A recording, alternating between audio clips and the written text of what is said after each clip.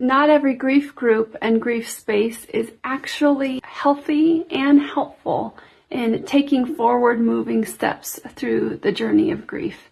In my experience as a widow and in those I help, I have often found grief groups as a place where people congregate, and in their experiences of feeling invalidated in their grief, they become very defensive about it. And it's a place they set up camp and continue to live in, that their life is forever changed in a negative way, that things have been broken that will never ever be good again, and where they're not willing to question their own thought narratives, but instead become very defensive to anyone who would offer any kind of hope or joy or purpose. And that is why I found it so critical in grief spaces to have two different things. And one is a very deep empathy and validation for the pain and the struggles that we go through. A place to be honest about that, and a place to really feel known and understood and seen in that.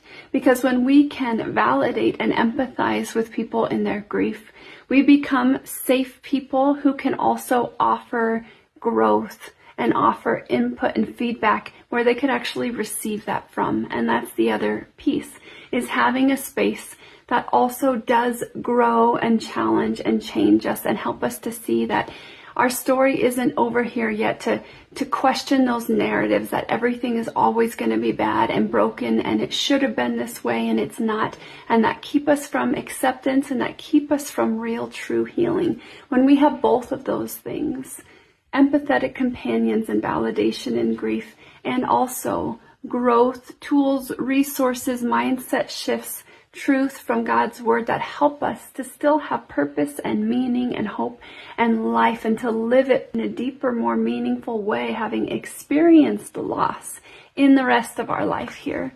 And that is what the HOPE Stronghold is about. This Christian community for widows is launching this week on October 1st, and we would love to have you, because it is a space that offers both a place for you to be known and accepted in your mess, but lovingly held in moving forward and making progress into a life that you actually want to live in again. Check the caption for details in how to get in. I'll see you soon.